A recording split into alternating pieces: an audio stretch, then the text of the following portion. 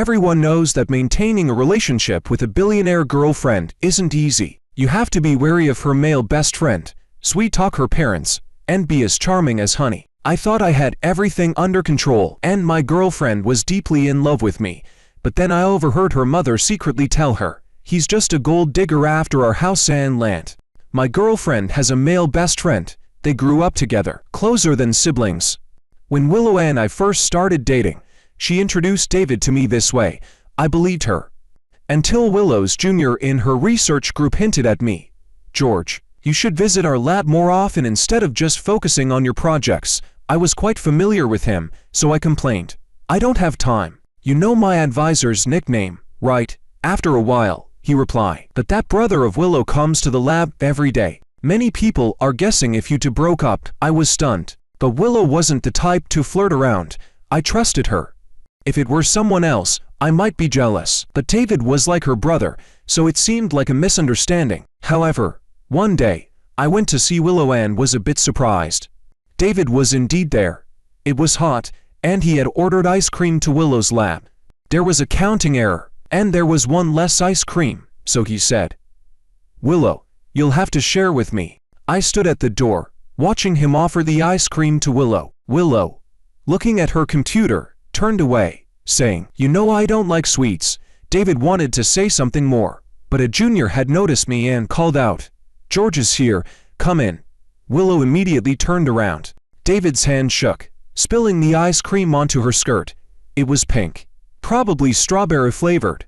Willow, a clean freak, quickly shook her clothes and complained, "You're so clumsy, it's annoying." David retorted, "I was kind enough to bring ice cream for everyone, and it turns out wrong." Willow coldly replied, "You dirtied my skirt, do we really need your ice cream?" In the end, David offered to buy Willow a new outfit. We took a taxi to the mall. Willow had a good figure and looked good in anything, but David praised everything she tried on, insisting she try this and that. I wandered around the store, subconsciously checking the price tags. Coming from an average family, this kind of mall was far beyond my spending range. Thanks to the mirrors placed all around the store, I saw David behind me, looking at me with disdain. What kind of expression was that?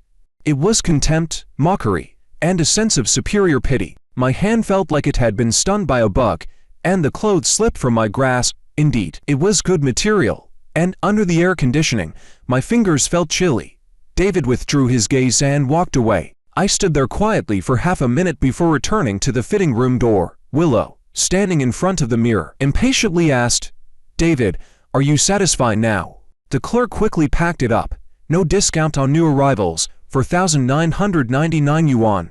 Sir, do you have a membership card?" Hearing the price made my heart skip a beat. So expensive. It was just a light summer dress. I lightly tapped Willow's arm with the back of my hand, suggesting she shouldn't let her brother spend so much, especially since the original skirt wasn't that expensive. But David had already casually handed over his credit card. "Just this one." Then he signaled to Willow, "As usual, I buy you clothes. You treat me to dinner." They walked side by side through the mall, and a flower shop attendant approached. "Sir, buy your girlfriend a bouquet of roses. We're having a promotion today." David smirked, seemingly about to say sure. I stepped forward, stopping him. "Willow, if you like, I'll buy them for you." David's hand withdrew from the roses. He sneered, "I just wanted to give my sister a bouquet. No need to be so sensitive, right? You don't usually give her flowers, and now you want to." That night, I couldn't sleep. I thought for a long time, trying to understand David's mindset. I listed 3 possible scenarios. First, he was naive and simply wanted to give his sister flowers. Second, he thought I was stingy and wanted to make up for it. The last was, he had feelings for Willow and wanted to ruin our relationship. Growing up poor, I was sensitive. I often worried about misinterpreting others' intentions. I remember in middle school, a classmate once said, "I took too many chicken legs. I can't finish them. You want some?" I instinctively felt he was looking down on me, offering leftovers. But when I saw his bright smile, I realized I was overthinking. Since then, I developed a habit of not reacting immediately, but reflecting later to see if my mindset affected my judgment. This habit gained me many true friends over the years, so I couldn't sleep, trying to figure out if it was my problem or David's. The first scenario didn't fit because the salesperson said, "Buy your girlfriend flowers," and he didn't deny it. The second scenario was absurd. Based on the first, even if someone defended another, their method wouldn't cross boundaries. His actions were like moving in with Willow because I was often away. True defense would involve advice. Thus, the third scenario seemed likely. Even childhood friends, no matter how close, shouldn't behave this way if the intentions were pure. My first meeting with David was in a cafe at C University. At that time, he had just returned from studying abroad after failing the college entrance exam, while Willow stayed local. When David returned during holidays, he found Willow had me by her side. My first impression of him was that he was enthusiastic but slightly arrogant due to his affluent background. However, as we got to know each other, I found him sincere and polite, often asking for my help with academic questions. Gradually, I saw him as a younger brother. Soon after, he surprised me with an expensive Omega watch through Willow. That day, it was rainy and dark, but the watch face still shone brightly. I went back to my dorm and looked it up online, unable to believe that he casually gave me a watch worth 5 figures. I told Willow to return it. I checked online. It's over 70,000. I can't accept such an expensive gift without reason, and such an expensive watch was worth more than all my clothes combined. I wouldn't wear it, but Willow objected. He probably bought it at a duty-free shop. Not at full price, just keep it. And David is very proud. Returning it would offend him. He always says he respects you like a brother. Returning it would be a slap in the face. Besides, compared to what my parents gave him, this is nothing. Somehow, my words reached David. He approached me, saying, "George, I actually have a favor to ask. Our professor assigned a paper, and I'm struggling. Could you help me write it? I wanted to refuse. Your school is abroad, and the course content is different. I might not do well." David smiled. "George, my sister says you're a top student. You can definitely do it. Don't be modest." He indeed sent me the materials and assignment content. It was related to my major, but I was still hesitant. Doing it poorly would be embarrassing. Refusing was awkward since I accepted his expensive gift. In the end, I spent half a month in the library, producing a passable paper. The week I finished David's assignment, Willow and David went on vacation to Japan. 2 families, 6 people. Traveling together, Willow asked if I wanted to join. I had saved enough money for the trip, but I couldn't bring myself to spend it all for a week's vacation, so I said, "Just bring me some souvenirs." Willow indeed brought back a box of gifts. She showed each one, telling me local stories. "This way, it's like you were there with me." As for David, he ended his vacation early and flew back to school. For years, he didn't return. From his social media, he seemed to be enjoying life, surrounded by friends dressed in luxury brands. I thought he would immigrate, but after graduation, he returned to C-City.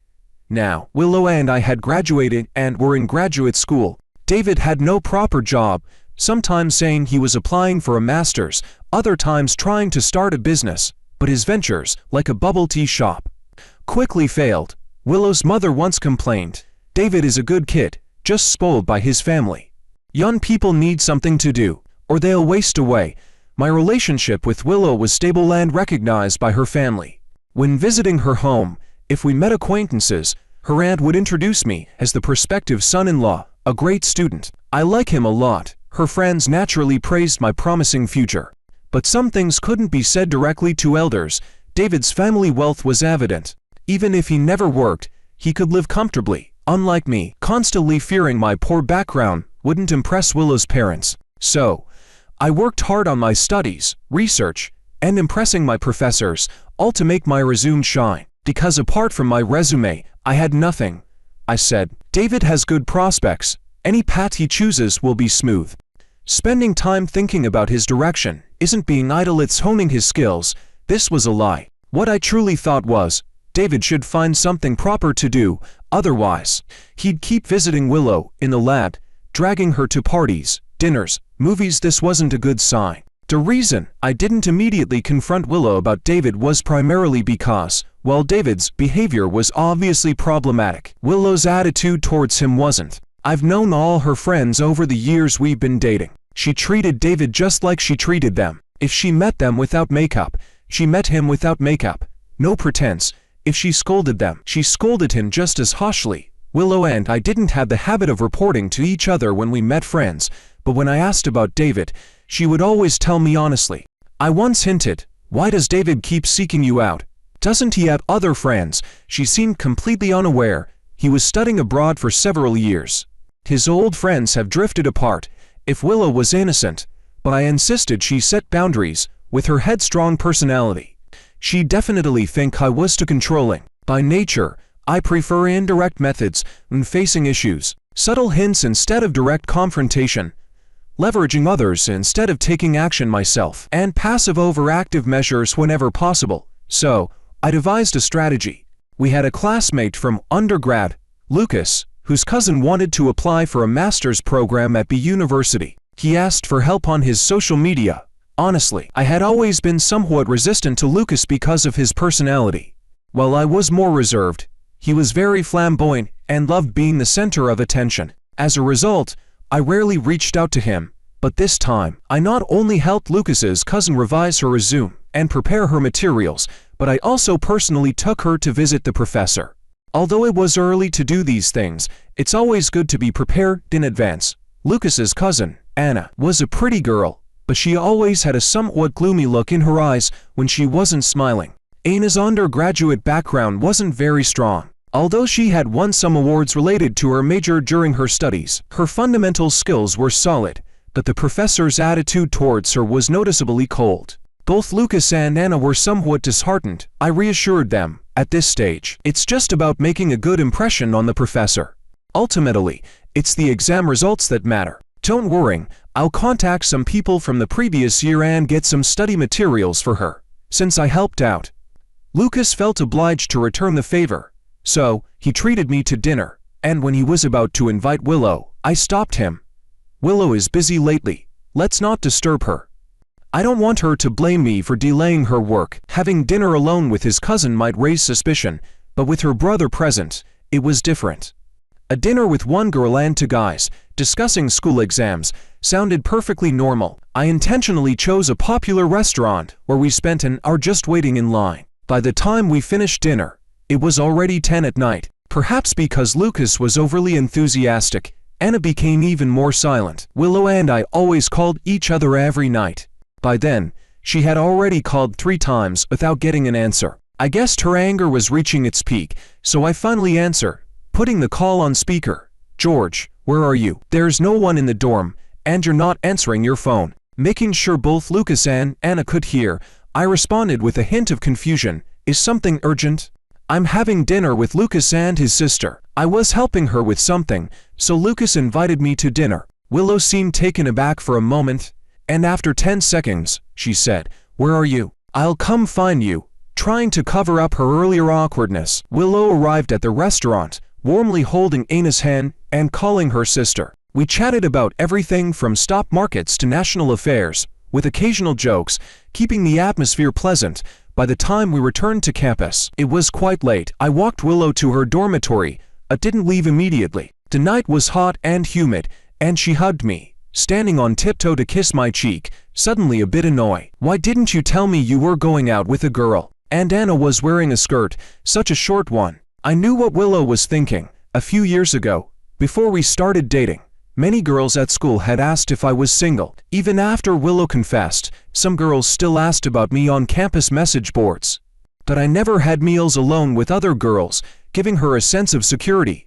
I frowned, pretending not to understand. "But I didn't hide it from you. Besides, it's summer, you see plenty of girls in skirts." Willow was at a loss, but Lucas's sister is a girl. I smiled, pinching her cheek. "Does it matter if it's a guy or a girl? I don't mind you hanging out with David. Why should you mind me with Lucas's cousin? We've never interfered with each other's friendships." Willow was speechless and just rubbed her head against my shoulder. "I'm petty. I get jealous. How about this? Let's make a deal. You won't go out alone with guys, and I won't go out alone with girls. How about that?" That's exactly what I wanted to hear. I smiled. All right. I thought my initial strategy was successful, but the situation didn't just fail to improve, it escalated. David found another way to make Willow ignore our agreement. He quickly got a girlfriend, then broke up, and got drunk at a bar late at night. He caused a scene at the bar, and the call went to Willow, with a valid reason. If David's parents found out, it would be a big problem for him. Willow went to bail him out. It was too late, and she couldn't find a place for him to stay, so she took him to her off-campus apartment. That apartment had just been renovated with basic appliances and was rarely used. She had wanted us to live there together instead of staying in the dorm, and she had been very open about it. My mom said this apartment is for us, for when we get married. I understood Liu's mother's intention. She probably realized I couldn't afford a house at the moment, so she made this preparation. The more she trusted me, the more I felt I needed to respect her daughter. So, I declined her suggestion. I was determined to buy a house with my own money before getting married. But what I didn't expect was that while I had never stayed in that apartment, David did. And he was the first to tell me about it. Early in the morning, he sent a message out of the blue. "Wong, the mattress you bought is really comfortable. I want to get one too." I was a bit surprised. What mattress? "Oh, I stayed over at Willow's place last night and found the mattress really nice. Willow said you bought it." I felt anger rising from my feet. The mattress was indeed bought by me. When we graduated from undergrad, Willow's family bought the apartment in her name and wanted her to decorate it to her liking. She thought it should be a style both of us liked since we would live there together. So, that summer, we spent a lot of time at the furniture market. For New Year's, Willow gave me a computer as a gift. I wanted to reciprocate, but didn't know what to get. It happened that my roommate worked part-time for a mattress brand and had an employee discount, so I decided on a practical gift and bought a mattress for Willow. When it arrived, she laughed so hard, praising me for being unique. It became a story she often told about her boyfriend's quirky gift ideas. David must have heard her tell this story. I clenched my fists, letting the pain from my nails digging in help regain my composure. Though my thoughts were a bit scattered, I needed to stay calm, so I replied politely, "Sure, I'll give you the sales contact and you can mention my name for a discount." Unexpectedly, he replied immediately, "No need, my parents are rich. I don't need to be frugal like you." Calculating every purchase. The biggest worrying in my relationship with Willow was the disparity between our backgrounds. I hated hearing anyone suggest I was with Willow for her money. David knew this well, pretending not to catch his insinuation. I pressed the record button and calmly said, "I can't help it. I have a marriage mindset, and I need to be frugal for our future. When you have a girlfriend, you'll think about these things too." David didn't reply. I turned off my phone, feeling a buzzing in my ears that took a long time to fade. So far, the situation had crossed my bottom line. I admitted I had many shortcomings. By conventional standards, I might not be a good match for Willow. My parents were factory workers with no educational background. In contrast, Willow's parents were well-educated and successful. One was a professor giving lectures worldwide. The other a thriving business person. Aside from my good brains and not too bad looks, I didn't have much to offer. David's disdain for me was understandable, but giving up my relationship with Willow because of his provocations would be foolish. Before David returned to China, Willow and I had been dating for over 4 years, always very happy, almost like a model couple on campus. I loved Willow. Her wealthy upbringing made her confident and cheerful, qualities absorbed like a sponge, supplementing my own. Old friends often said, "George, you've changed since going to university." Actually, I had become more like Willow, and I knew Willow loved me wholeheartedly, according to her. She liked me from the moment she saw me give a speech as the top freshman. Later, when we studied late into the night, she would doze off, while I stayed awake, keep drinking coffee. To stay alert and determined to be in the top 3, Willow would sigh, "George, you're so hard on yourself, but I like it." Raised with frugality, I mended socks to wear them longer. Willow was my chosen girlfriend, and I wouldn't give her up because of David's provocations. Since subtle hints didn't work, this time, I decided to be direct. I found Willow and asked frankly, "Did you let David stay at our your place for a night?" Willow froze for a moment. "He told you." I asked him not to mention it. Afraid I might misunderstand, she quickly explained, "It was too late to call you." I went back to the dorm after settling him. "You can ask my roommates, and there are surveillance cameras at the dorm entrance. I remember all my promises to you." It seemed she knew to keep a distance from David, but if she knew, why couldn't she follow through? Now wasn't the time to assign blame. I pretended to be surprised. What are you thinking? Why would I suspect anything between you and David? You've called him your brother for 20 years. Can't you comfort him when he's heartbroken?" Willow seemed even more confused. I earnestly said, "I just think your way of handling it wasn't quite right. David staying out all night, his family might be more upset knowing my girlfriend took him in and he stay at our future marital home. It wouldn't look good. His family is prominent. They care about appearances. You should have called me to pick him up." This was the most rational explanation I could come up with. David was young and reckless. Willow was obligated by feelings, and I was completely non-jealous. Everyone had their roles, and it was quite interesting. Since childhood, I've always been sensitive, but my blood has a kind of courage that, once determined to do something, I go all in, never giving up until I reach my goal. So, when I saw my college entrance exam results and knew I could go to an ordinary university, I resolutely chose to retake the exams, just to get into a reputable school. I bet correctly. The extra year brought me to a higher starting point, and it was then that I met Willow, who was clearly not from the same class as me. Later, even though both Willow and I could have stayed at our current school for our graduate studies, I insisted on applying to the top domestic university, the university next door. It was all or nothing. During that time, I was so stressed that I lost 20 pounds, but I eventually succeeded. As it turned out, Willow was even happier than I was when she saw the admission letter, telling everyone, "My boyfriend is a genius at the university." Our relationship gradually gained her family's approval after this. Since I decided to repair the cracks in our relationship, I couldn't give up easily. I thought the situation would be resolved. But Willow broke my defenses with just one sentence. "I've told Uncle Yi that David and I take care of each other, so they're very reassured." My smile froze on my face. So, the Yi family knew and allowed this. I was too naive. The trust of childhood sweethearts, built up over decades, was as solid as a fortress, impossible to crumble easily. I quickly adjusted to a sudden realization expression. "Why didn't you say so earlier?" I was worrying for nothing. Willow really thought the matter was over, and she snuggled up to me. "Honey, you're the best, always thinking about me." I really couldn't refuse. "You know, Uncle Yi has always treated me like his own daughter. I can't ignore David." I let Willow act cute, but I felt only irritation. But I shouldn't let emotions affect my thinking. There are always more solutions than problems. If David's parents don't mind him staying at Willow's house, Willow's parents will surely have something to say, right?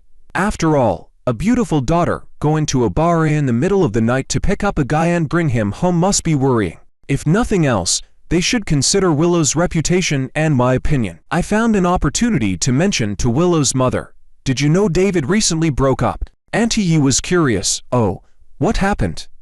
I deliberately mentioned the sleepover. David drank and slept over at Willow's place for a night. He didn't even tell his family. I am really worried about his mental state after the breakup. Willow's mother paused while peeling grapes.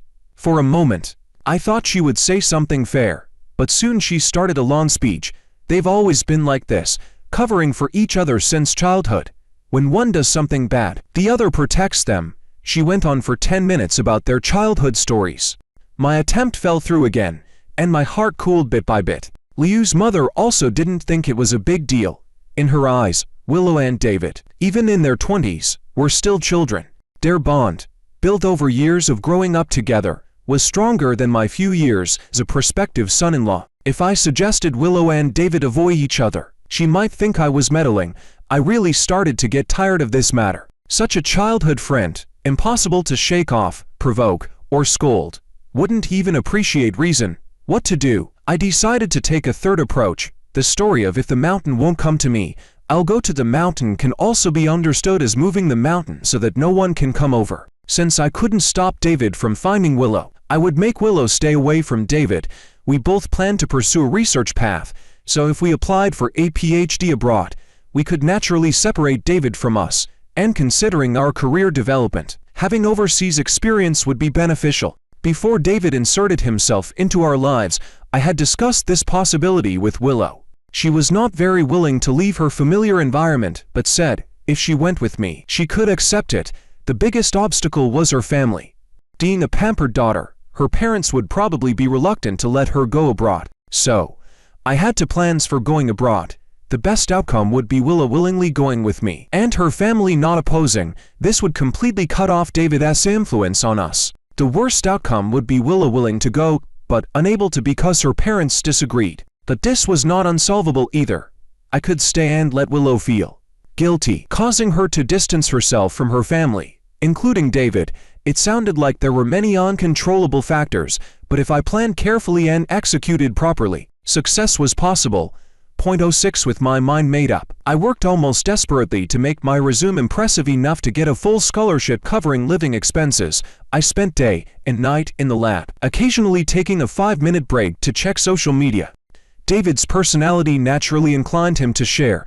I knew all his social accounts. His main account showed him as a sunny guy, with many followers, often receiving comments like a charming boy from a wealthy family. But he also had a secondary account, where he sometimes posted sentimental, sometimes literary, and occasionally silly and funny content. Honestly, if I didn't know him personally, I might find the secondary account version of David quite easygoing and would be willing to be friends with him, while I was grinding away at my articles. David's main account posted photos of him and Willow at a friend's gathering. 5 or 6 friends, arms around each other, with David closest to Willow, their eyes looking as close as a couple's. My heart was suddenly pierced by something sharp. I had always been certain that Willow had no romantic feelings for David, which is why I did so much. But what if I was wrong? Overthinking gave me a splitting headache. Going downstairs to get takeout, perhaps due to 2 days of continuous fatigue and low blood sugar, I stumbled and fell down the stairs. It was a hard fall, my ankle twisted, and my forehead bled.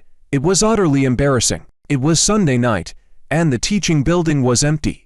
Despite the commotion I made, no one came to check.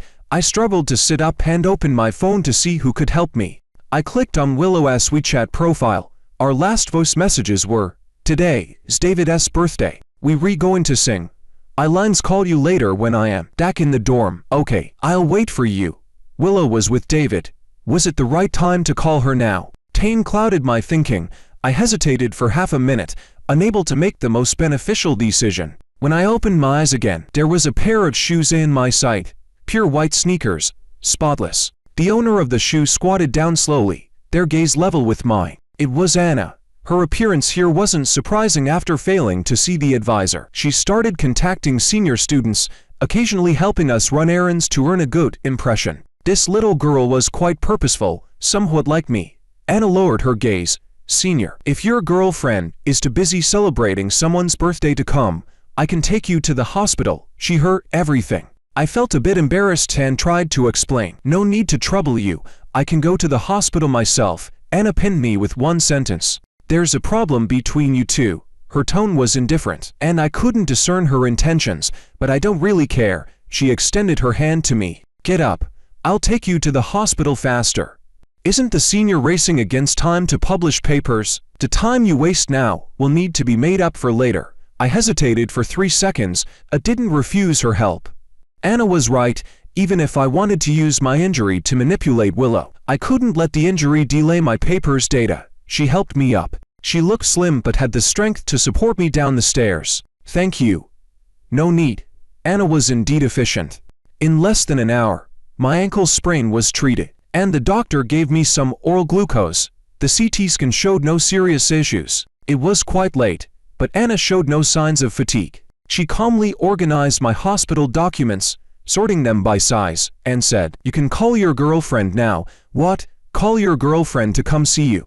A boyfriend gets injured, but only after handling everything does he call her. Seeing such a considerate boyfriend, her guilt should double. This is what the senior is thinking, right? Don't worrying about me leaking anything. Just consider it a thank you for introducing me to a tutor. Maybe my mind was really sluggish. It took me a long time to understand that Anna had seen through my intentions long ago, while I racked my brains to set traps for Willow. This girl guessed the whole situation from just a few words. With similar people, there's no need for many words. I smiled. "Since you think that way, I want to be polite with you." It was past midnight when Willow's call came as expected. Her voice was obviously happy from the fun. "We just finished, but David wants to go too." I interrupted at the right time. "Then you go ahead, don't worrying about me." "George, what's wrong?" I coughed lightly to make my voice even more hoarse. I accidentally fell and just finished seeing the emergency doctor. I'm about to take a cab back to school." Willow's voice immediately turned anxious. "Why didn't you tell me? How could you do this? Wait for me. I'm coming over now." I hung up the phone. Anna stretched and stood up. "I'll leave now. Good night." I thanked her again. Half an hour later, Willow appeared at the door. Her worrying and concern were genuine. That's just how she was, full of emotions and soft-hearted. Willow carefully read my medical records, then cautiously supported me as we moved towards the door. "You got hurt and didn't tell me. George, do you know how much it hurts me when you keep everything to yourself? If something happens and you don't tell me, I'll feel terrible." I smiled and shook my head. "I can tell what's important and what's not. I just fell. But it's David's birthday, which only happens once a year, and all your friends went. How could you not go?" Willow stopped, dissatisfied. "What's the big deal if we don't celebrate a birthday? What if something happened to you? What would I do?" "Okay, I get it. You talk too much." "No, George, I need to make this clear. You're always the most important to me. If something like this happens again and you hide it from me, I'll never talk to you again. You're so awful. You have to tell me if anything happens, got it?" Willow kept nagging, but I was too tired to listen. My gaze drifted to the girl at the clinic door. The streetlight was stark white, outlining her lonely figure. Anna, with her head slightly lowered, threw the paper cup into the trash can, then looked up at me. Her eyes were distant, as if watching an outsider's performance. I nodded slightly at her. Anna made a victory sign at me, then turned and disappeared into the vast night. Because of my fall, Willow has been completely compliant with me, almost staying by my side 24/7. If it weren't for my persuasion, she probably wouldn't even want to go home on weekends. But my goal is more than that. Taking advantage of this opportunity, I also made appointments in other departments, such as for poor sleep and digestive issues, and had all sorts of minor ailments checked. One doctor, after reviewing my test results and various reports, spent quite a while explaining to us the illnesses that could result from staying up late, poor diet, and overthinking. "Young man, don't think you can get away with everything just because you're young. You need to take good care of your body. And you, young lady, keep a closer eye on him." After picking up the medication, Willow looked obviously worried. She carefully advised me. "George, I know you work very hard, but I want to say, you really don't need to push yourself so much. You thought you can take a break. It's not just men who can be a support for women. I can be your support too." I was stunned and didn't speak for a long time.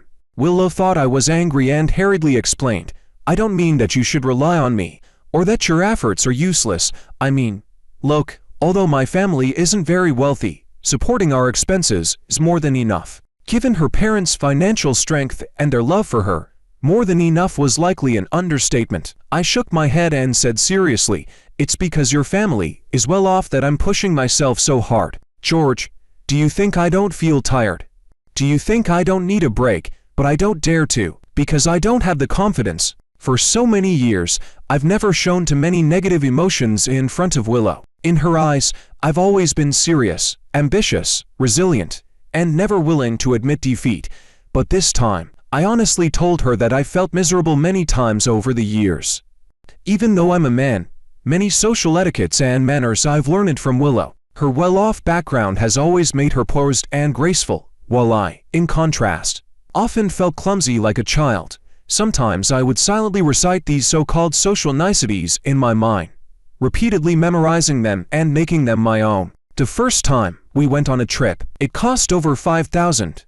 I insisted on not splitting the bill. On the way back, my phone broke, adding an extra expense. I ate instant noodles for 2 weeks, waiting for my part-time salary to be paid. It wasn't until I got into the university for graduate school that I mustered the courage to visit Willow's parents. Like a fox borrowing the tiger's might, I used the school's name to feel confident enough to meet them. But getting into the university didn't mean everything would go smoothly from then on. A wealthy classmate was good at spending money to build relationships. I was tight on money and couldn't afford to treat people, so I took a different approach, solving problems for junior students diligently and patiently to achieve the same effect. Even when studying abroad for a PhD, I couldn't, like David, afford millions in tuition. I had to rely on scholarships. I even considered lower-ranked schools for the sake of scholarship amounts. That's how sensitive and insecure I am. No matter how carefree I appear on the outside, I'm always anxious inside. The source of my anxiety is the fear that, as someone from a small town, I don't deserve Willow, who grew up in a privileged family. For someone who is usually strong to show vulnerability, it's particularly shocking. The result of baring my soul to her was just as I expected. Willow's eyes turned red. George, don't be like this. You're already excellent. I've never thought you don't deserve me. I never cared about your background. I love you very much, and I promise I will only love you more and more. Don't overthink, okay? I believed she was telling the truth. Willow has a sincere and straightforward side to her character. If she trusts someone, she will wholeheartedly open up to them without any defenses. I laughed through my tears and playfully tapped her nose with my finger. Silly girl. You're already so good to me. How do you plan to love me more? Are you going to make other couples jealous to death? Willow didn't respond. There was a determined and urgent look in her eyes. I could vaguely guess what she was thinking, and this was the result of my careful guidance. We've been dating for 5 years. Moving to the next stage seems like a natural progression. Actually, if it weren't for David's interference, I wouldn't have gone to such lengths to maintain our relationship. But giving her a little push at the right time isn't a bad thing. In the following days, I constantly made a show of playing on my phone and chatting with friends mysteriously. Occasionally, when Willow picked up my phone, she pretended not to see the message notification. Your romantic setup has been shipped.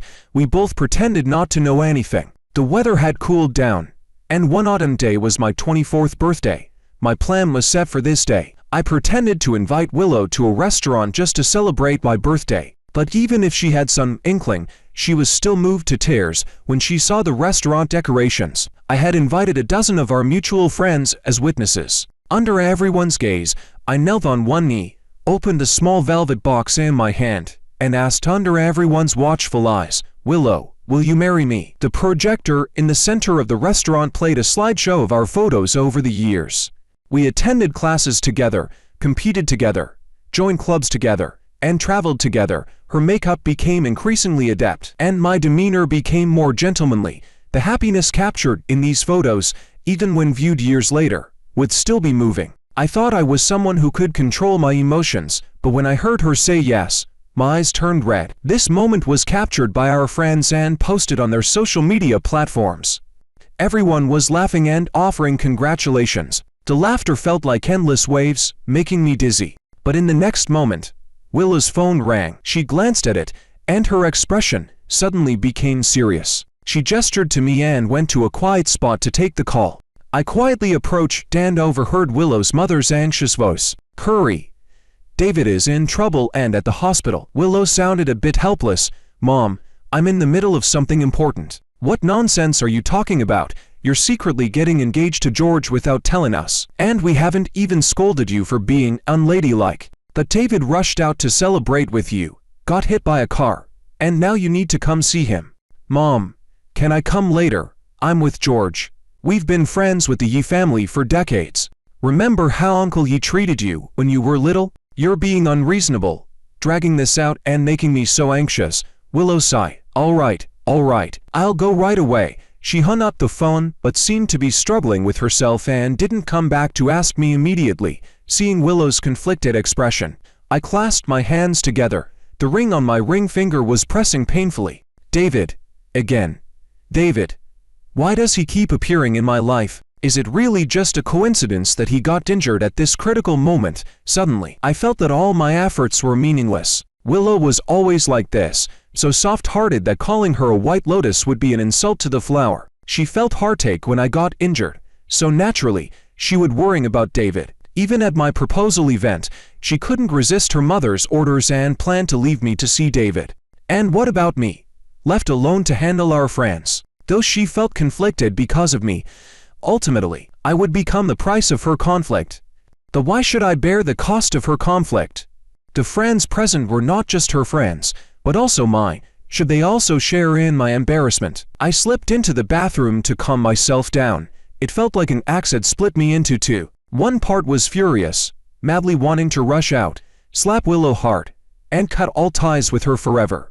The other part was calm and rational, carefully weighing how to act in this situation to avoid being laughed at by everyone. No matter what I did, It felt wrong, and no matter what I did, it felt humiliating. I didn't want to keep fighting with David. I could certainly continue to influence Willow, but what would be the result? Even if I won against David, so what? That would only mean gaining the respect that other couples naturally deserve. Perhaps it's time to let go completely, but now is not the time to break up. After years of dating, Willow and I shared too many overlapping circles. Even if it's a bad ending, I need to design a conclusion where no one can fault me. 5 minutes later, I walked out with a calm expression and asked Willow if something had happened. When she explained that David got injured while hurrying to celebrate with us, I didn't question why he had to come personally instead of sending a text, nor did I criticize how careless he was, nor did I doubt you're not a doctor. What use will you be there? Instead, I suggested without any resentment, you should go see David. I'll handle things here. Your family and the Yi family have a close relationship, so you should go. But with so many friends here, we should give them face too. So go, I'll take care of them. I can manage my own event. If Willow had changed her mind at that moment, I might have reconsidered my decision. But she didn't seem to notice my emotions and instead felt relieved. All right, George, I'm glad I can rely on you. I'll be back as soon as I can. She really left. I watched her leave, feeling as if I were saying goodbye to the past 5 years of my life. This proposal, despite the sudden absence of the hostess, did not become awkward. I used all my social skills to make sure everyone was well taken care of. I took photos myself and asked others to take photos of me. The more I felt hurt inside, the more I smiled openly. By the end of the lunch, I hadn't eaten much, but I didn't feel hungry at all. After sending off all the guests, I decided to go to the hospital. After all, David was injured, and I had to see him. I asked the waiter to pack a few decorative roses for me. These roses were just like the ones we saw in the mall. Since David likes giving flowers, I'll give him a bouquet too. By the time I rushed to the hospital, it was already evening. Everyone in the hospital looked hurried and worried. Despite my recent joke, when I passed by a mirror, I saw that my face looked just as anxious as theirs. I found David's room without any trouble, just as I suspected. His injuries weren't severe, at least, it seemed to me that he had only scraped his knee. But since he was lying in a VIP hospital room, there must have been a reason for it. I didn't question it and simply placed the bouquet of flowers beside his bed. He lay there with his eyes closed, appearing to be asleep. I greeted his parents, who were sitting by his bedside. They had the same air as the Liu family parents, an inherent condescension masked by kindness. But perhaps it was my imagination. Their faces seemed a bit awkward. Uncle David hesitated to speak, while Aunt David sighed deeply and patted my shoulder. You must be George, right? This time, it was our David's fault. I'll scold him. He's been spoiled by us. It's our failure as parents. Uncle David hissed softly, gently patting Aunt's arm.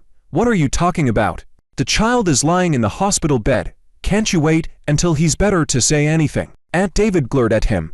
You just keep indulging him, sooner or later. But she didn't finish her sentence out of consideration for me. I had long known that David was the beloved son of older parents and had been excessively spoiled. Today's encounter only confirmed it. However, if it was merely because David disrupted our proposal, it didn't seem worth such a fuss. Their conversation held hidden meanings that I needed to clarify. I turned and left the room, attempting to find Willow. Luckily, it didn't take long. I saw her shadow in the stairwell on the top floor. Standing next to her, holding her arm, was her mother. She was earnestly advising. George is a good man. Mom has never said he wasn't. But getting engaged is a big deal. You agreed without discussing it with the family. Do you think you're grown up and don't need your parents anymore? Willow, feeling wronged, said, I've been with George for 5 years. Shouldn't we get married? Yes. But now with David in this state, child, should you reconsider before making a decision? We can't neglect David. Willow frowned and said, Stop it. David is lying. I grew up with him.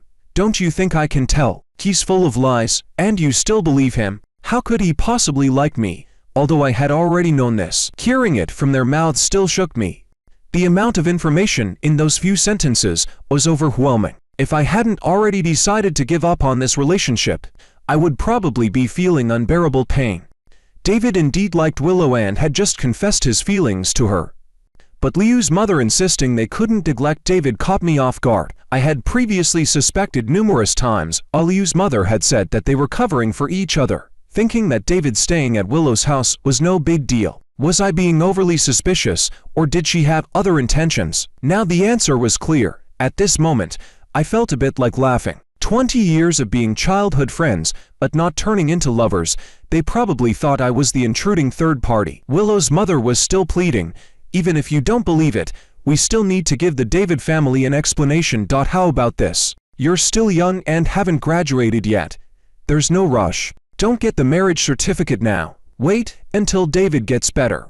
Willow seemed to be at her wit's end with her mother's persistence and turned, hitting the stainless steel railing in the stairwell with her bag in frustration. The loud noise echoed in the empty stairwell. Her mother was startled and stopped talking, covering her face and squatting down, sobbing. I no longer wanted to watch this farce. I don't remember how I left the hospital and returned to the school. My phone battery was almost dead. Today, my WeChat was flooded with messages, everyone congratulating me on finding my soulmate. How ironic.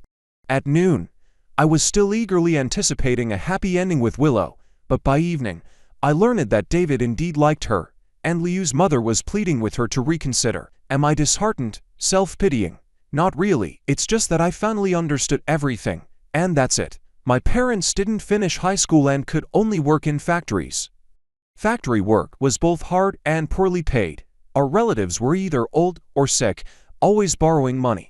It wasn't until I went to college that our situation improved a bit. That's why I was cautious. After dating Willow for 3 years, I didn't dare accept her invitation to visit her home. I was afraid of being asked, "What do your parents do for a living?" "George," Willow had told me countless times, "my parents aren't like that. They only care if you're a good person." I was tempted, but I held back until I got into the university's graduate program before visiting.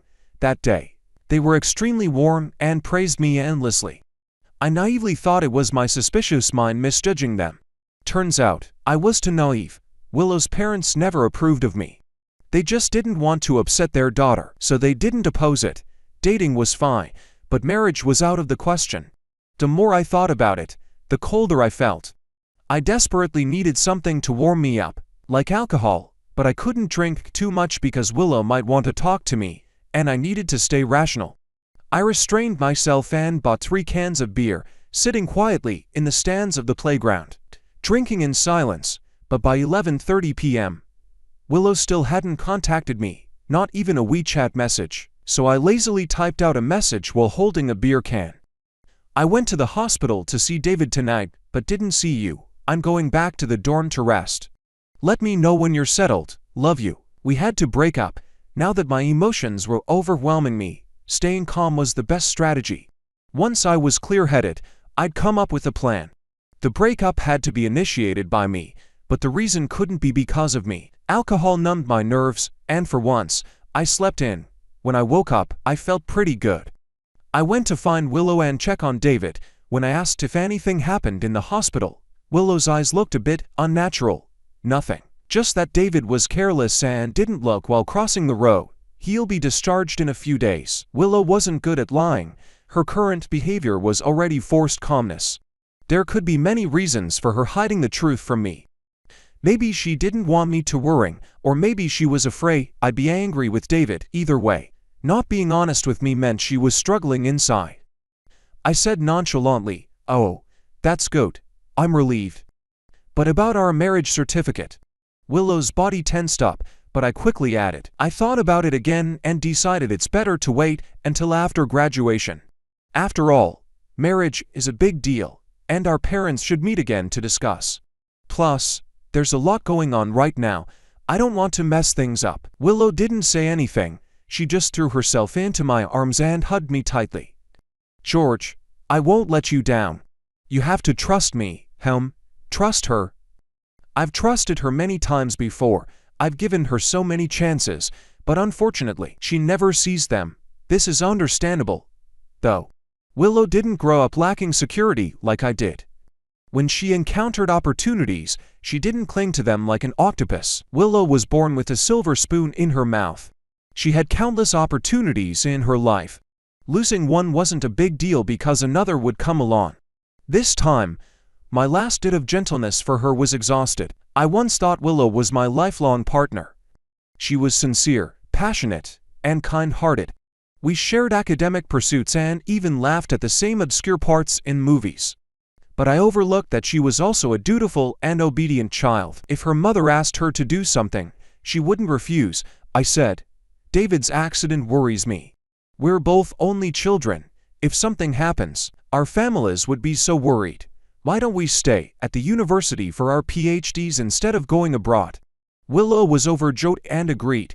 She wasn't particularly keen on being thousands of miles away from home, so this was the best for her. Willow's application materials were withdrawn, but I didn't withdraw mine. Instead, I applied to a few more schools. Like I said, I'm a gambler. I bet that without love, my luck would shift to my studies. I bet that with heaven's favor, I'd get impeccable experimental data and publish satisfying papers. Lastly, I bet that since Willow didn't dare reveal David's confession, I'd play along and catch her off guard. I acted as if nothing had happened and increased my visits to the Liu family. After all, I was the legitimate boyfriend. I visited frequently, often bringing gifts and fruits, so even the gatekeepers and cleaners knew I was the Liu family's prospective son-in-law. As for adding their WeChat and helping with minor issues like phone screen problems, that was just courtesy, not ulterior motives. Once, I heard a cleaner in the community praising me to Willow's mother, saying I was a handsome young man and that she was fortunate. "Oh, you're not married yet. When will we get to attend your wedding?" I couldn't see Willow's mother's face, but I guessed she didn't feel fortunate but rather frustrated. What made her even more uncomfortable was my suggestion to visit the David family next door. David got hurt while celebrating with me, so I should visit him. David, naturally, was reluctant to see me. Aunt David received me, and we chatted about school stories, with no shortage of topics. During our conversation, I surprisingly discovered that both of them were half involved in academia and were even classmates of my mentor. So, I had an idea. Eagerly, I showed her the WeChat conversations between my mentor and me. "Auntie Yi, this is the girl my mentor asked me to introduce to David. Don't you think they make a perfect match? If you agree, I can introduce them." Chapter 12. The girl's resume and photos were real, and the mentor had indeed asked me to help her find a partner.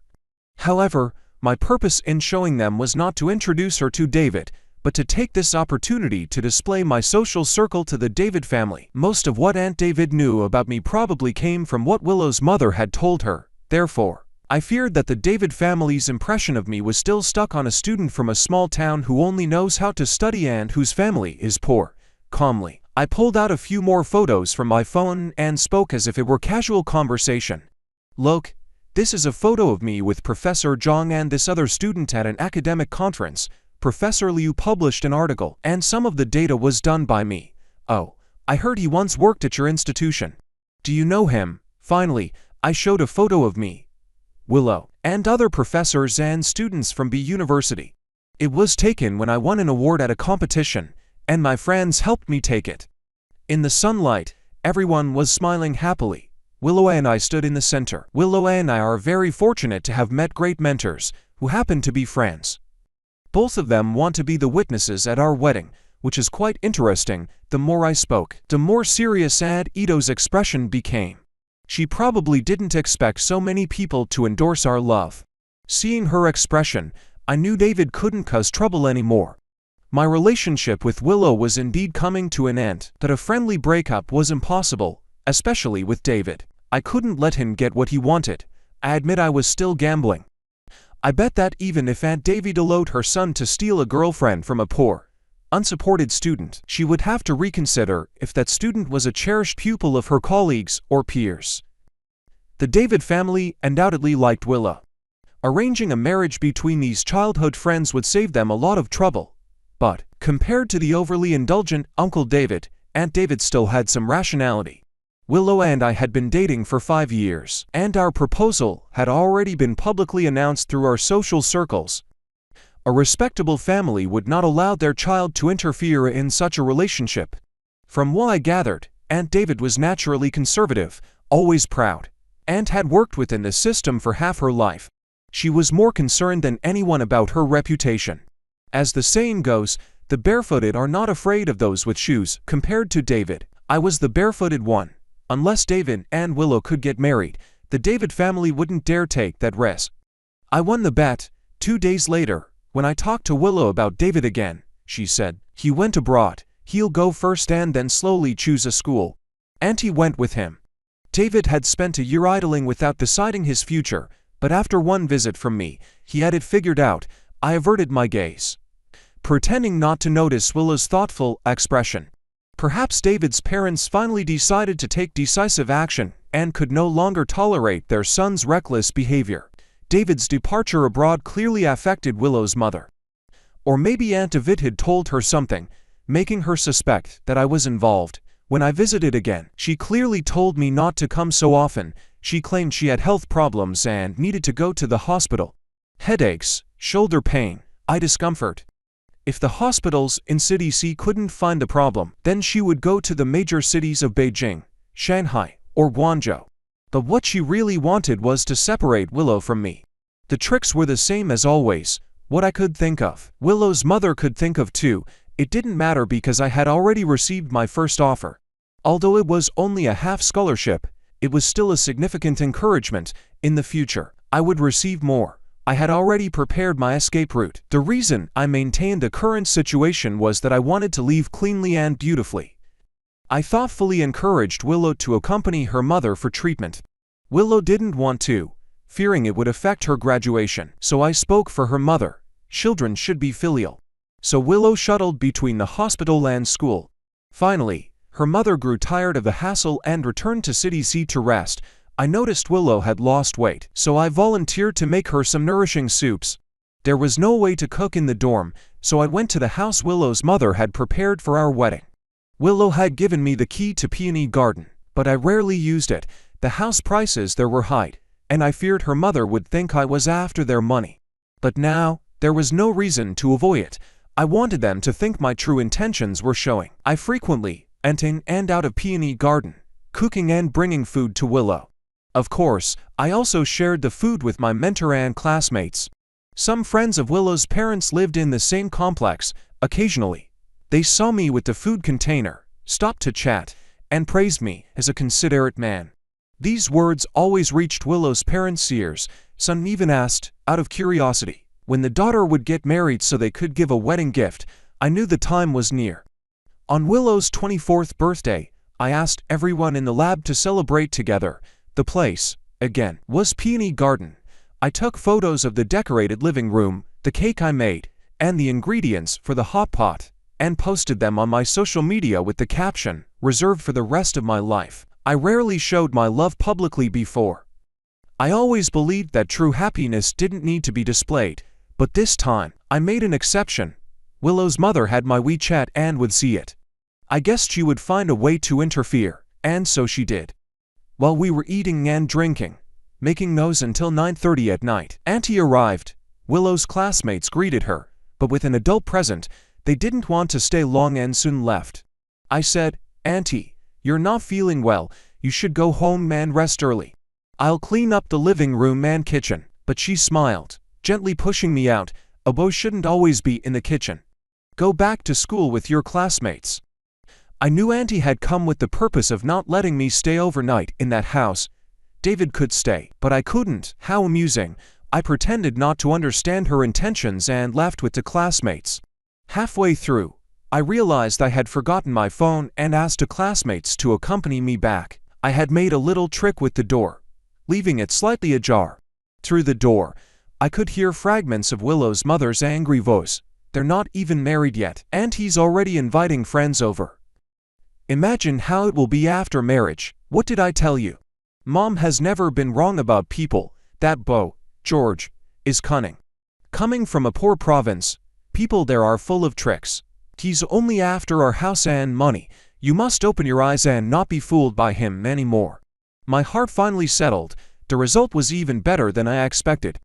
I had waited 2 months, provoking repeatedly, behaving like a caring fiancé, until Willow's mother finally took action. The moment of her outburst was the perfect opportunity to announce our breakup. I stood there like a statue. The two classmates who came back with me exchanged worried glances and approached to pull me. "Senior, it seems like Auntie is in a bad mood. Why don't we go back?" One of them was secretly competing with Willow for a scholarship. The other was a gossip lover. Knowing all the rumors on campus, I trusted they would tell everyone who needed to know about what they saw and heard tonight.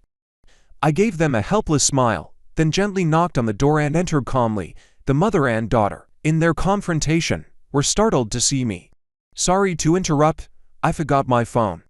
I retrieved it from the sofa, then turned to Willow. She looked embarrassed, unable to meet my eyes. I smiled at her, both helpless and affectionate. The engagement ring I had been holding fell to the floor, rolling and stopping at her feet. "And also, let's break up." I used to see others cry their hearts out after a breakup, feeling as if the sky had fallen and their intestines had been cut into pieces. I always thought they were just being melodramatic. Only after experiencing a breakup myself did I realize it truly was melodramatic. I wasn't nearly as heartbroken as I imagined I would be. Maybe it's because my heart has been broken too many times, and I've become numb to the pain. As expected, the two classmates who witnessed the whole breakup spread the story. My proposal to Willow had been quite public, and the reason for our breakup was so infuriating that many people sent me WeChat messages to comfort me. I didn't reply to any of them. Since I decided to be the kind person who blesses the ex after a breakup, I shouldn't say much. Willow's mother wasn't wrong. I am indeed calculating and scheming. Unfortunately, at the beginning, I also offered my heart unreservedly to the one I loved. It was she who shattered it with her own hands. A few days passed, and I had had enough of looking heartbroken. I stopped moping around in the dorm and occasionally went out to do experiments. Willow stood at the dormitory entrance, looking pitiful. She had, of course, sent me countless messages and made numerous phone calls. Over and over, she said things like, "My mom is my mom. I am me. I truly love you, George, and please give me another chance." Unable to bear the harassment, I started looking for company. My roommates were even more agitated than I was. Sometimes, when Willow pestered me too much, they would loudly scold her. "We've seen how George treats people. How is he not good enough for you? To be insulted by your family. Don't talk to us, the scheming ones." At such times, Willow had no defense. She couldn't deny her mother's insults. And indeed, before this, I was an impeccable boyfriend, of course. There were even more painful moments. Lucas also knew about my breakup with Willow, so he arranged a meal with several undergraduate classmates, both male and female, including a female classmate who had been pursuing me for years. Willow stood at the bottom of the dormitory building, watching me leave with the group. She seemed to want to join us, but ultimately did nothing. She had already lost the right to stand by my side. During the meal, I kindly informed these friends that I was planning to go abroad for further studies and to heal my emotional wounds. Lucas, who despises injustice, immediately cursed. "Willow is really something. Just because her family has some money, they treat people like thieves. George, rest assured, we won't invite her to any future reunions." Although I didn't consider Lucas to be very reliable, I still smiled and said, "She's also in a difficult situation. Don't make it hard for her." Lucas clicked his tongue. "Even now, you're still defending her." "Let's be clear, Willow is pretending to be innocent. If she had any backbone, you two wouldn't be in this situation. Always playing the victim. It's disgusting to see." I fiddled with the food on my plate. Actually, I also bore some responsibility for the current situation between Willow and me. If I had been smarter, I would have realized her parents' views on me earlier and broken up when the relationship was still shallow, avoiding trouble for both sides. If I had been dumber, I might not have seen through her family's guard against me and would have happily married Willow. I would have muddled through life without a clue, but I am just an ordinary person. This breakup felt like a dull knife cutting through flesh. Only now do I gradually feel the heart-wrenching pain. It's not that I don't love Willow. It's just that I will always love myself a little more. As graduation approached, more and more people invited me to farewell dinners. I initially declined all of them and only attended after confirming that Willow would not be present. But eventually, I still ran into her once. Seeing that familiar figure, I turned and left. The host chased after me, trying to persuade me. "George, I'm sorry. I just thought you could let bygones be bygones."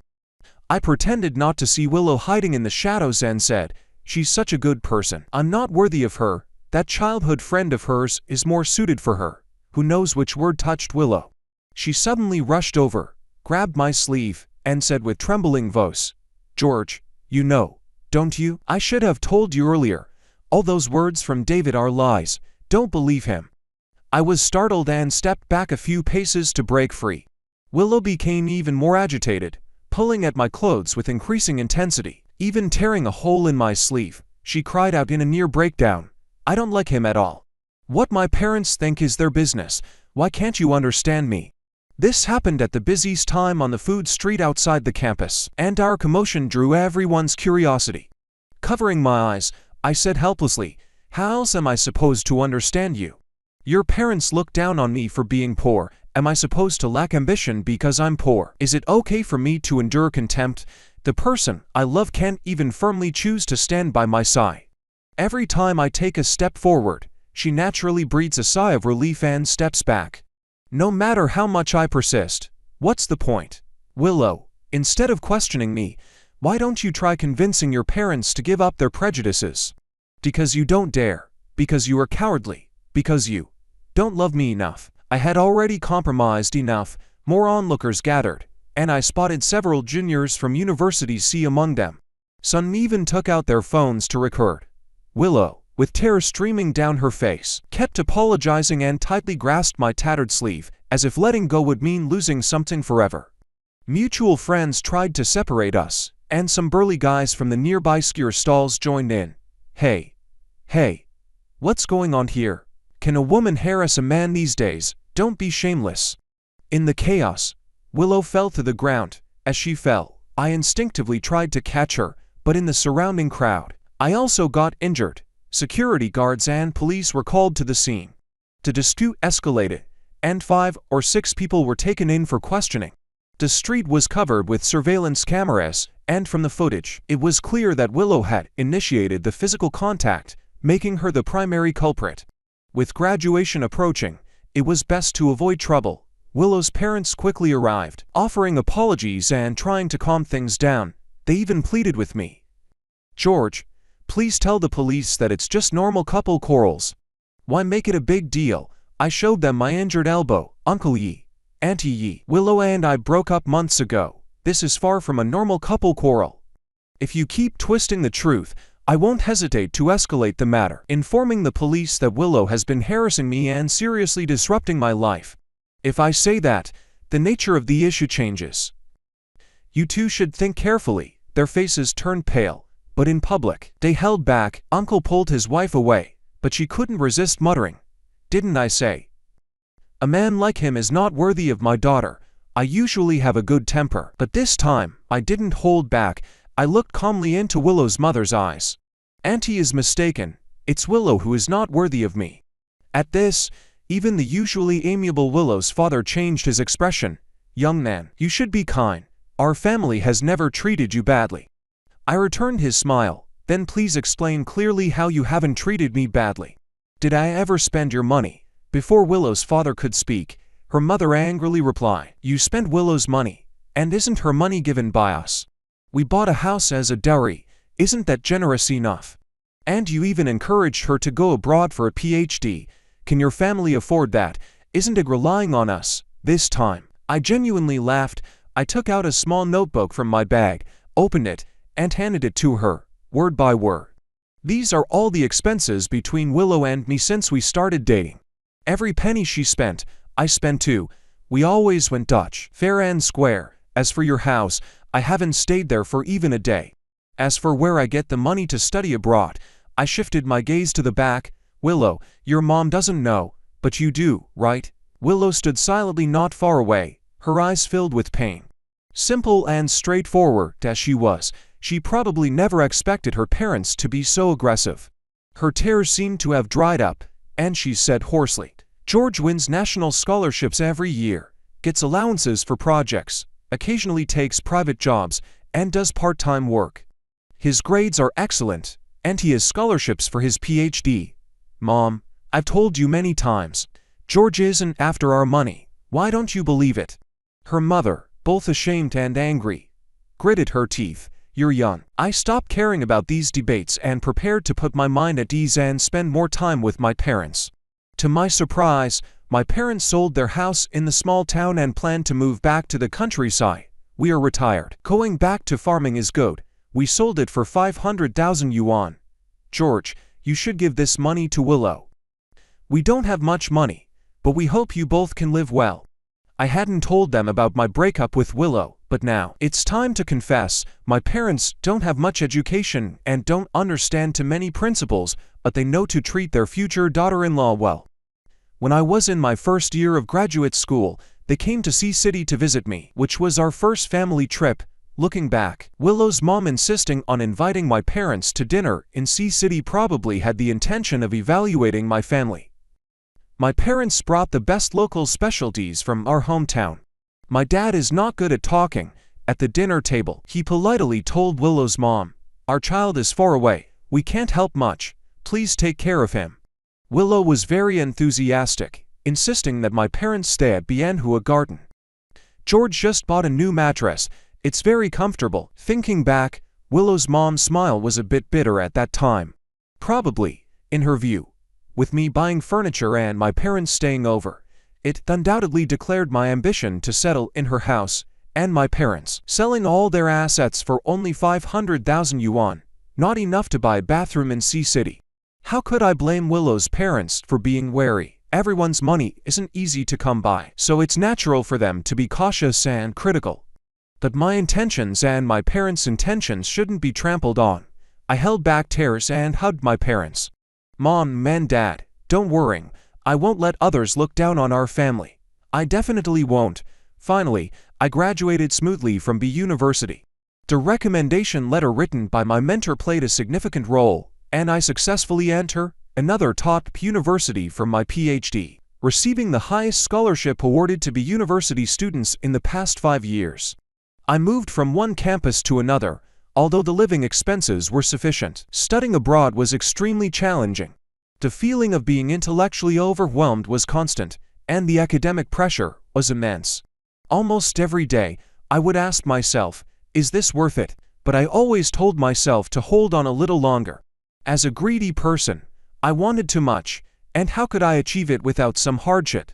It took me 6 months to overcome the language barrier and another 6 months to gradually find my footing in the lab. It was then that I felt life was back under my control. Occasionally, to lighten my mood, I would check the social media accounts of David. David studied the most superficial major in business. He argued with his mother too much, causing his mother to return to the country in anger and stop talking to him. His credit card was cut off by his family, and he had to apologize to his parents to get his living expenses again. He was in his 3rd year of master's studies, but still hadn't completed his credits. However, his business as a purchasing agent was flourishing. Later, he returned to the country, preparing to get married. The bride was not Willow. I asked Anna to help me with a wedding gift for David. How much should I give? She asked. 72,500. Anna didn't get into graduate school, and instead, she went into event planning. She was good at understanding people's hearts and was doing well in her job. We would occasionally chat. She was surprised. Why this number? That's the price of the watch David gave me. When I went abroad for my studies, I didn't have much luggage. Besides the essential clothes, I only took that watch with me. Whenever I felt the future was bleak and unbearable, I would take it out and look at it for a moment. It commemorated my sincere love that perished because of materialism. It also reminded me that a child without an umbrella needs to run harder to avoid getting soaked. But I am not someone who likes to owe others, so I need to return the money to David, as if I had bought it from him.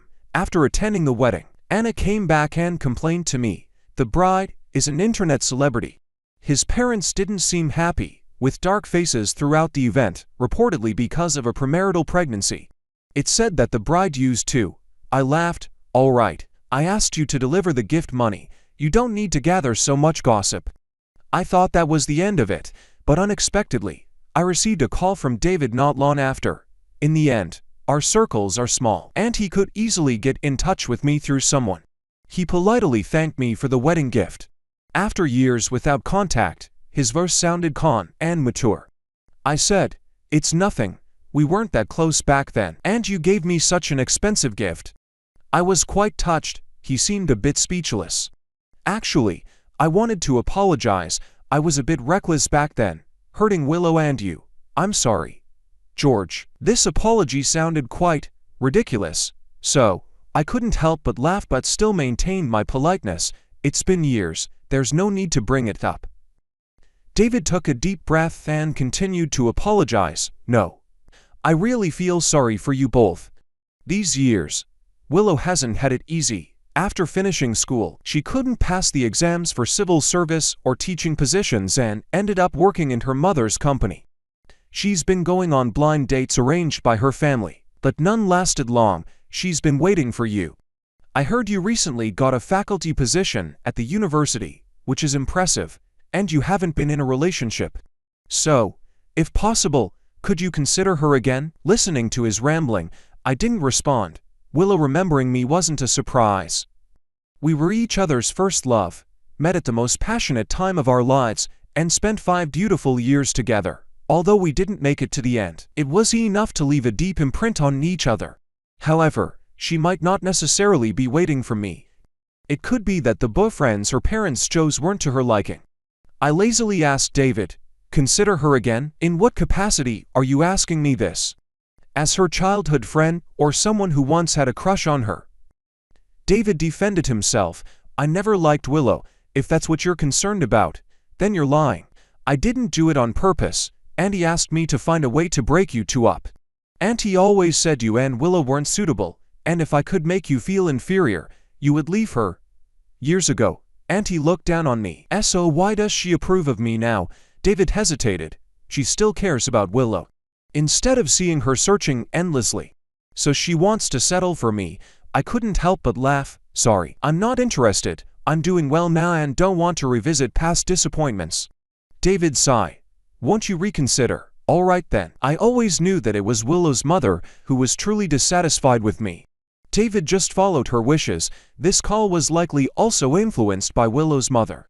But I always had a question. As David was about to hang up, I finally asked, "David, even if the Liu family treats you like a son, why did you willingly follow their instructions to break up me and Willow? Willow really cared about you and treated you like a brother. Why did you do that to her?" David took a short breath and opened his mouth with difficulty. "Because I was jealous of you." I was confused. Jealous of me? It was truly unexpected. David was a rich kid. Why would he be jealous of me?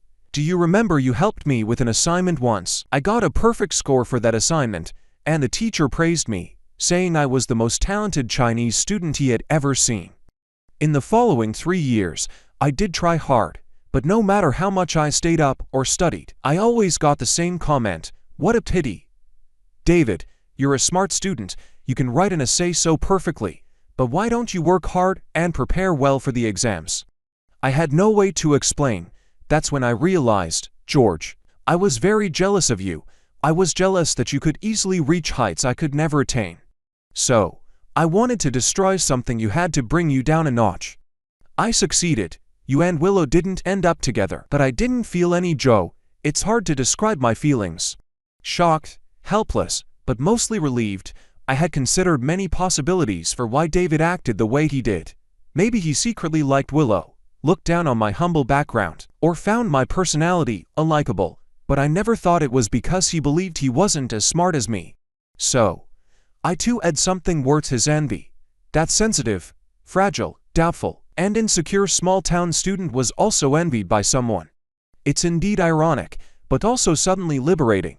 After hanging up the phone, I took out the watch from the drawer. I had kept this watch for years, carrying it around but never wearing it in public. The diamonds sparkled brightly, and the intricate design was exquisite. David had good taste. It was indeed beautiful. I admired it quietly for another minute, then put it back in the box, pushed it into the drawer, and locked it. No matter how luxurious or expensive, it was just a cold ornament. Apart from its beauty, it had no use, so it didn't suit me. Now, I am the youngest Chinese professor at this prestigious overseas university. Wearing a watch while taking students to the lab would be very inconvenient.